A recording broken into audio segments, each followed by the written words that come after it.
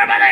It is RedJed right back with you to review the latest pro wrestling news and results as Hot Wrestling Rants, baby! Yeah!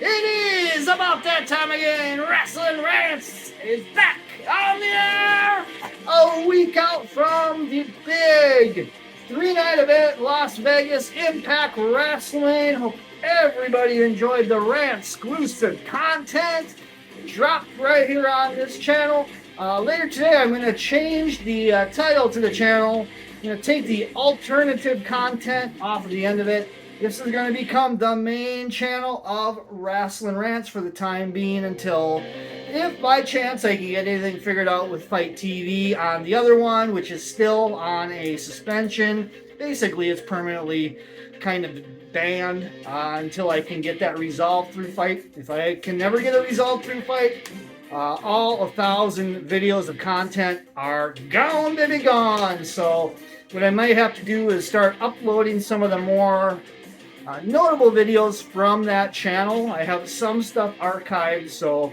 we'll see what happens as time goes on. But for now, this is going to become the permanent home of Wrestling Rants with daily rants coming this week. I was hoping to do it starting on the first of the month. Things happened this week. It was a busy week, but I am ready, locked and loaded to get things started on a daily basis right here on this channel. So what will y'all be expecting? Let's go through the 7 different unique rants every week. Each day at probably about 6 p.m. Eastern, we're going to be dropping a new rant, a themed rant that every single week on a single particular day you will be looking forward to. So let's talk about, first before we get into the rant from everything in Impact in Las Vegas as a kind of looking back from last week, let's talk about this. So tomorrow's Monday, today's Sunday. We got some stuff up ahead. Obviously, this evening, we got the big AEW Revolution pay-per-view coming up tonight. And tomorrow, we will be doing a Mega Rant Monday, which will happen every single Monday. Look for the Mega Rant right here, which is usually going to be a pay-per-view review on every Monday of the week. So look forward to Mega Rant Monday starting tomorrow right here. The first Mega Rant will obviously be, as I just talked about, the big AEW Revolution pay-per-view that's coming up tonight. So look for that tomorrow at about 6 p.m. Eastern Time, 5 p.m. on the Central side, 3 p.m. over on the West Coast. I'm kind of considering doing the live rant formula as well in an effort to try to get some interest in the rants. So I'll be looking for that as well. It may be dropped right here live on YouTube at around 6 p.m. Eastern Time. Tuesday comes around, and every Tuesday is going to be a special top 10 takes, a top 10 list of all the best stuff, or maybe the worst, going on in wrestling at the time, a different theme every week on a top 10 list on Tuesdays. Wednesdays come around, and this is a new feature that we're going to be doing. It's going to be called Midweek Matchups. What is Midweek Matchups? It's going to be taking a look back at the last week of all of the excellent matches in professional wrestling from all of the organizations. We're going to talk about some of the best matches of the week, as well as a massive kerplunk pick of the worst match of the week as well. So look forward to Midweek Matchups every Wednesday right here on YouTube. Thursday comes around and we got Rantrospective. It's going to be looking back at a show from the past history in wrestling, talking about it. And I think in time it's going to become kind of a watch-along type of thing where myself, as well as my brother from another mother, Sin City Steve from the Vegas Bad Boys of Podcasting, we're going to be getting together and we're going to be watching old wrestling shows, probably maybe a pay-per-view or a Raw or a Nitro, we've been batting around the idea of doing a retrospective on Nitros. But we'll see what happens with that. But for now, it's going to be taking a look back at a past pay-per-view or a past wrestling event that I have gone to myself to give some thoughts on it. But I think in time, it's going to morph into a kind of watch-along video every week where we will be kind of doing commentary over the actual pay-per-view with our thoughts on the shows. So I'll be looking for that on every Thursday, Rantrospective. That is going to be our Throwback Thursdays where we look back on different shows from the past. How about Fridays? Fridays are now going to become Versus Fridays in a particular way. With the inclusion of Ring of Honor that's starting back up, it's apparently now going to be 2 hours every Thursday night, right before Impact, actually kind of rolling, I think, a little bit into Impact. 1 hour unopposed, the other one's going to be head-to-head. We are going to go ahead and do a special Versus. This is the comparing two shows every week. Every week is, at least from this point on, is going to be Versus Impact Wrestling versus ROH, where we take a look at both opening matches, main events, compare them to each other, break everything down on a head-to-head basis for those shows every single week. I've been wanting to include Impact Wrestling in a weekly rant. I'm a big Ring of Honor fan as well, so this is the perfect time to do it every Friday. Right here, Wrestling Rants versus ROH versus Impact on Thursday nights, taking a look back at the shows. Then the weekend comes around. Weekends, usually Saturdays, we're going to have Laying the Rant Down. That's my special opinion-based rant that I do every week. Just kind of talking about the latest news in professional wrestling from an insider perspective, my thoughts on that. Then Sunday nights typically, Wrestling Roundup, where I break down my thoughts on every one of the weekly shows in wrestling and probably throw down a best show, a worst show of the week, things like that. So that is your 7-day outlook and schedule of what to expect here at Wrestling Rants. I'm going to do my absolute best to keep on schedule with this. I'm going to put this priority, folks. We're going to get this YouTube channel up and running full force, and then looking forward down the road, lots more live events that we're going to be doing this year as well, going to a lot of live shows down the road. Nothing concrete quite yet. I don't believe I'm going to be going to WrestleMania this year, unfortunately. It's just not in the books, but got some other things down the old planning stages for going to shows down the road. So keep on posting, or keep things posted right here, where I will keep things updated for y'all on what's going on with my travels and Wrestling Rants road trips in the near future.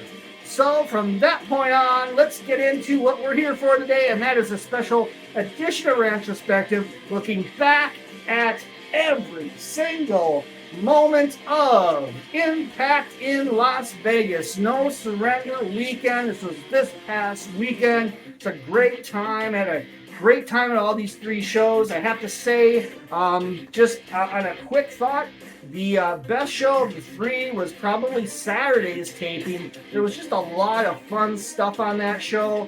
A lot of really unique matchups. The promos were decent.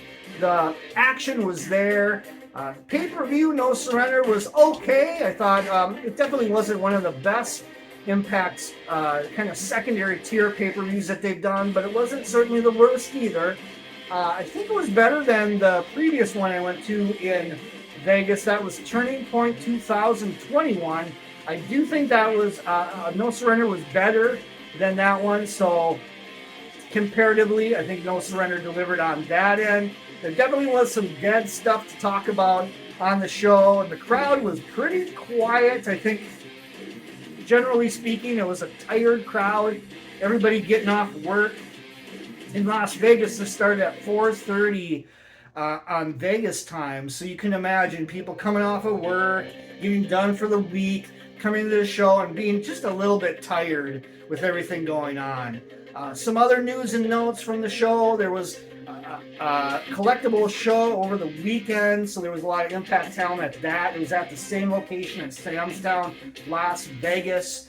Some random people that we saw, nobody really out of the ordinary except Scorpio Sky of Impact, or excuse me, of All Elite Wrestling was there, supporting not only his one of his better friends in wrestling, Frankie Kazarian, but Alex Garcia, I believe is his girlfriend, and she was working on the Saturday taping as well. So we saw Scorp kind of walking around here and there in the area. Definitely noticed him as part of the weekend. So let's get into things. I bought some merchandise from Impact. You see the towels here. Hard to Kill, No Surrender. They made a towel for that. Also got a nice little Impact notepad. So how about that? Also, obviously, the Impact shirt. Got also a poster from No Surrender, which I'm hoping to get framed and put up in the background as well down the road here. So be looking forward to seeing that in the future rant. So let's get into it. Let's talk about all the stuff, all the 3 days. Let's first get into the pay-per-view. Excuse me a second. No Surrender. Let's back it up just a titch here. Gotta get my Impact thing going on. There we go. Oh my God. I'm not good with technology, folks. Let me tell you. Here we go. Let's go. No Surrender. There we go. There is No Surrender. Let's talk about all the things going on with No Surrender first and foremost. No Surrender had a almost sold out crowd. According to Dave Meltzer, the Wrestling Observer, 675 fans jam-packed to Sam's Town Live for this one, and there really was not many open seats to be found from my looking at the crowd as the pay-per-view kicked off. It was pretty filled out. Almost sold out according to the Melts. Quiet crowd, like I said, everybody was pretty tired from the week it appeared. Creaky ring, I don't know, I haven't watched this yet on television. Probably plan on doing that sometime this week. But the ring was awfully creaky. It was squeaking like crazy. Mixing that with a crowd that was not very vocal made for kind of an awkward kind of setting in that essence. Another thing to note, there was a particular person in the crowd for all of these 3 tapings. It was an older a black woman that was very vocal. We'll just call her Granny, and she was definitely a big part of these shows. I think I even posted a few videos of her being at ringside and just being wacky as hell. Very much made for an interesting spectacle of sorts at Sam's Town Live. Let's talk about everything that happened, everything that didn't happen behind the camera. First, one thing, a dark match, which actually did get dropped on the Impact YouTube this week. It's a digital media dark match. And this was the Design over DK. On this one, I went 2 stars on it. I believe it was Angels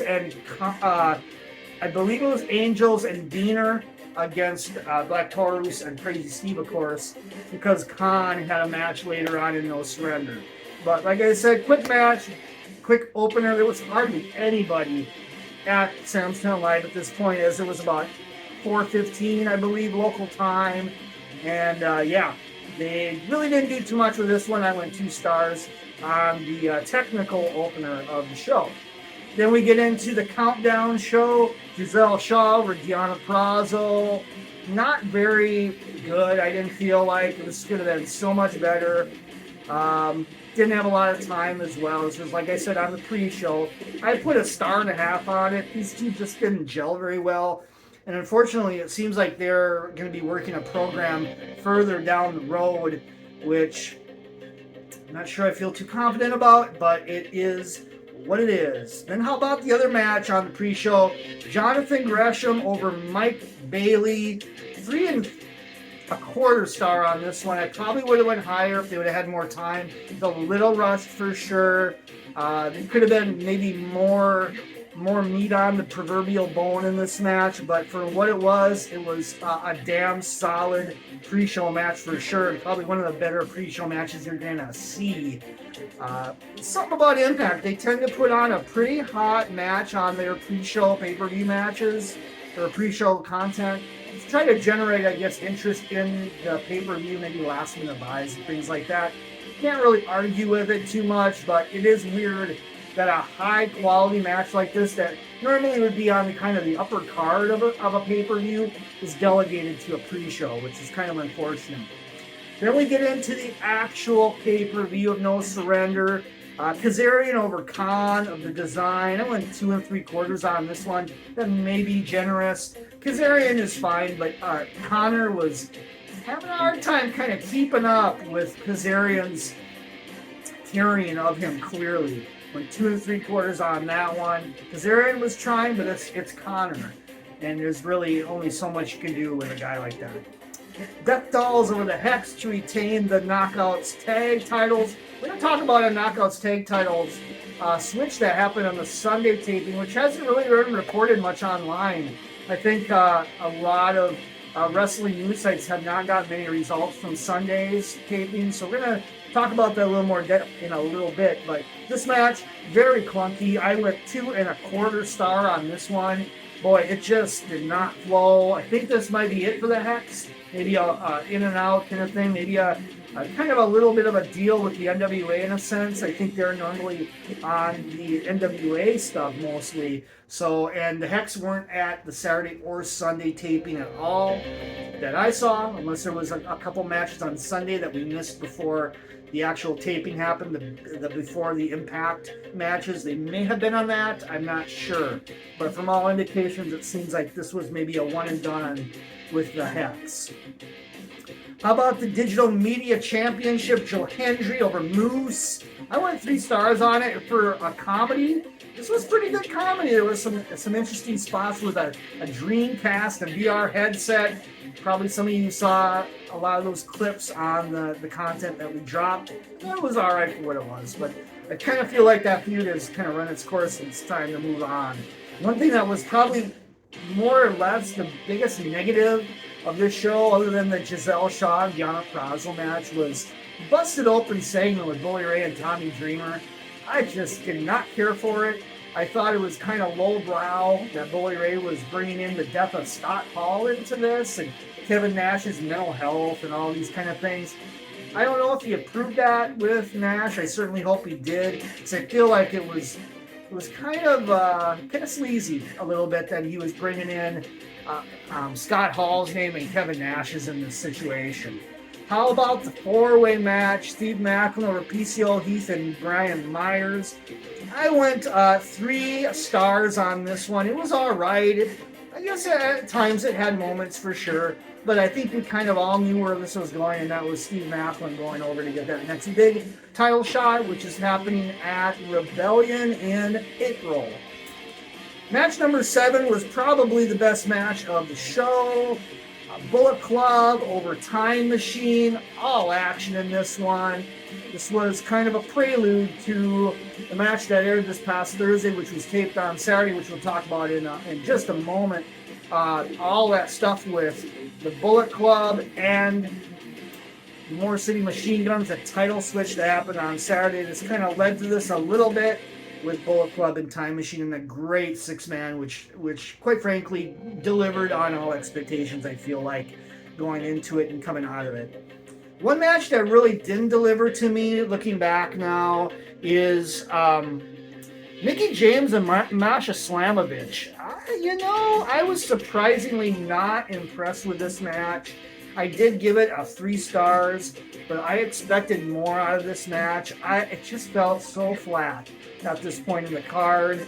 Mickie went over clean. I believe she submitted Masha, if I recall. I can't remember the exact finish on this one, but it was a bit surprising because I thought Masha Slamovich was going to be in the mix more than it appears she is planning to be. And then we got to the main event, Josh Alexander against Rich Swann. I went 3.5 stars on this one. Just a titch below the quality of that 6-man on the earlier, the Time Machine and Bullet Club match. still a really solid match afterwards. Alexander put over Swan pretty huge. You probably saw the video posted right here on Wrestling Rants after the cameras went off the air. Swan and Alexander, respect all the way on that.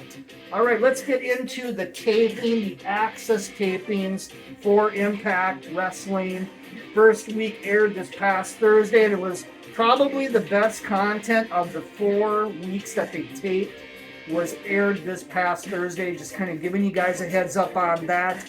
Let's talk about the main things that came out of these tapings to really look at and where things are going to go from here. New champs, as I said, on Saturday, Chris Bay and Ace Austin beat the Motor City Machine Guns for the tag titles. Great match.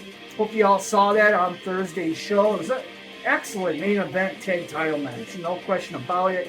Felt special too because it was in Vegas, the home of Chris Bay. He's gone through a lot of special memories at particularly Sam's Town Live. So there was a lot of history to build on with that win by the Bullet Club on Saturday. The other thing that hasn't been mentioned much, that I haven't seen much on the internet about, is that on Sunday, the team of the Coven, which is a new team that was established on the Saturday tapings of Kylan King, who came in as a newcomer on Saturday, teaming with Taylor Wilde. They're now known as the Coven, and they beat the Death Dolls for the Impact Knockouts Tag Belt. So you're looking forward to that.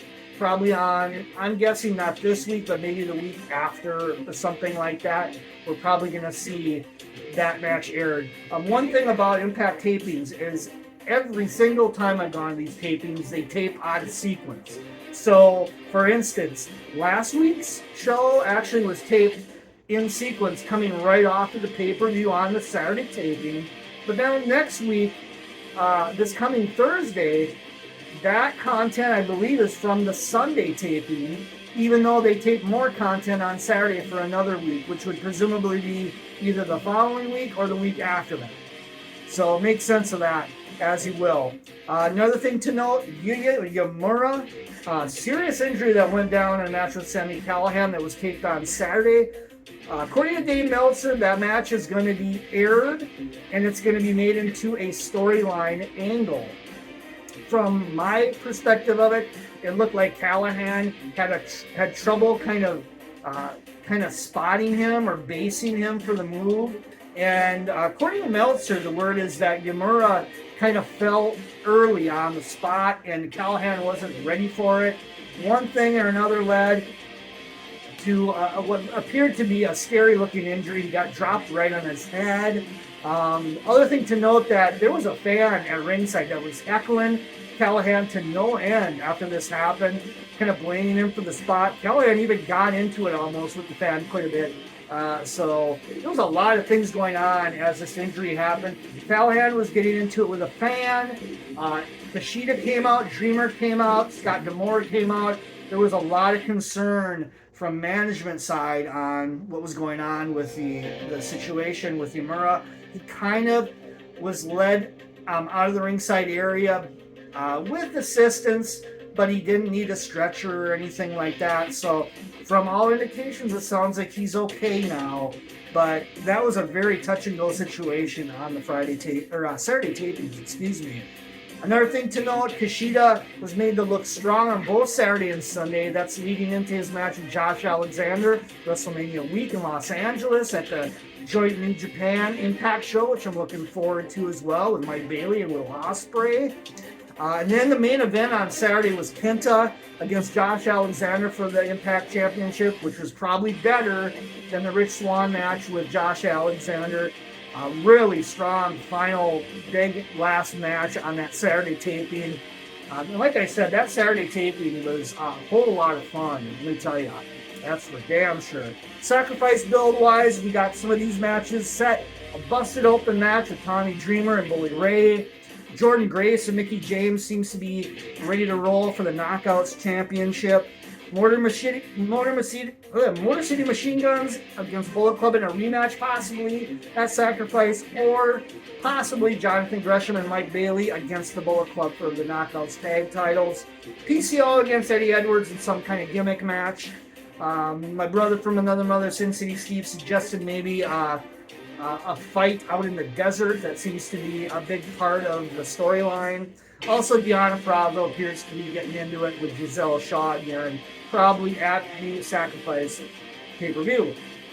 Let's talk about the Saturday taping. Let's go through the results real quick. BTI matches. Heath and Rhino over Decay. Rhino gored Crazy Steve for the win. Another BTI match. Rich Swann and Kazarian over Mahabali Shera and Raj Singh. Singh took the loss with a 450 by Rich Swann. Then we get into the tapings themselves. This is stuff that already aired on Thursday. The Motor City Machine Guns and Bullet Club promo to set the match later on the show. Mike Bailey against Shane Haste. This was an excellent match. Go out of your way to see this one. It was aired last Thursday on Impact. Kenny King over Kevin Knight of New Japan. Mickie James and Giselle set up a promo to set up their Knockouts title match, which is scheduled for, I believe, till next week. I'm not positive, or is it the week after? I can't remember. PCO, Trey Miguel had a no contest when Eddie Edwards showed up with a shovel. PCO did a moonsault on security after the match. Bullet Club over the Machine Guns, the champs, we talked about that. And then I think that's where things cut off from the taping from Thursday.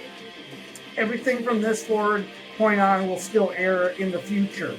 Bully Ray did a promo, really taking it to the crowd. A lot of crowd heat for this one.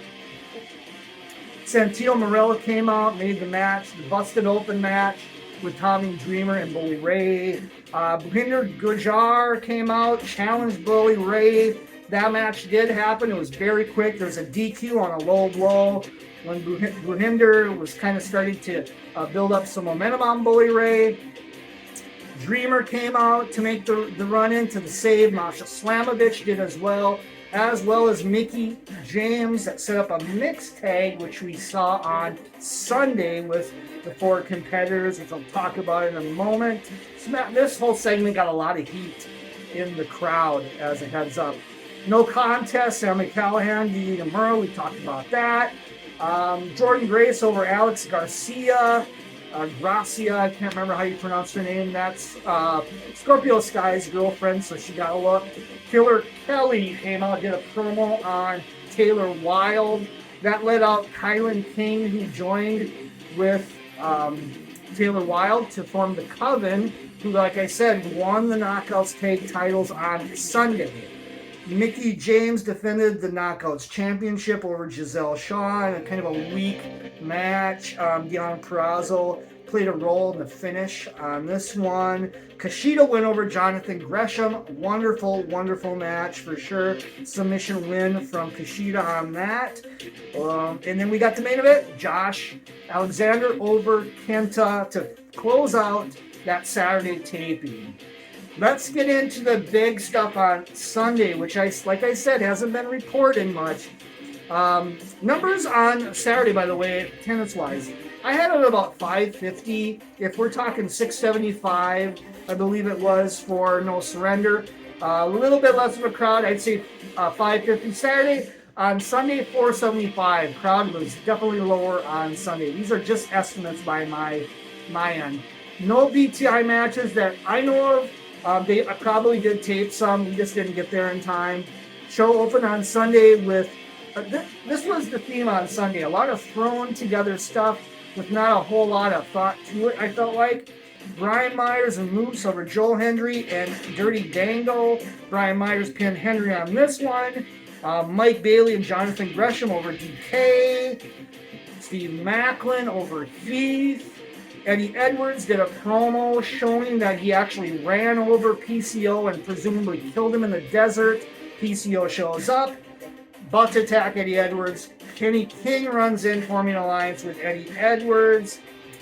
Jay Vidal over Johnny Swinger. Deonna Purrazzo played a role in some wackiness in that one as well. The Coven beat Death Dogs for Knockouts titles. I talked about that. Bullet Club over Josh Alexander, Rich Swann, and Kazarian when Chris Bay pinned Rich Swann. Steve Macklin interfered a little bit. He was in the crowd during this, making it impossible for Josh Alexander to get that win. Another 6-man happened right after this. Time Machine over the Design when Kushida submitted Angels. Both of those 6-man were probably the highlight of the Sunday taping. Deonna Purrazzo over Savannah Evans in a really, really rough match. Bully and Masha over Tommy Dreamer and Mickey. Good heat on this one. Bully Ray got a low blow and then pile drove Tommy Dreamer. Josh Alexander and Steve Macklin did a pretty good promo to set up Rebellion. And then we got a super weird main event of PCO, Bahinder Gujar, and Jordan Grace over Eddie Edwards, Kenny King, and Giselle Shaw. PCO pinned Kenny King for the win on that. And that was it, folks. That was it for Impact's run in Las Vegas. Like I said, Saturday was the best show of the 3. I had a great time at all 3 shows, quite frankly. It was good to get back in the mix of Impact Wrestling, and I'm hoping maybe to go back for a double shot of Impact in Chicago at the end of April. So stay tuned for that. All right, everybody, enjoy Revolution tonight, and come on back tomorrow for a mega rant on everything AEW Revolution pay-per-view right here. Wrestling Rant! See you tomorrow for some mega rant action!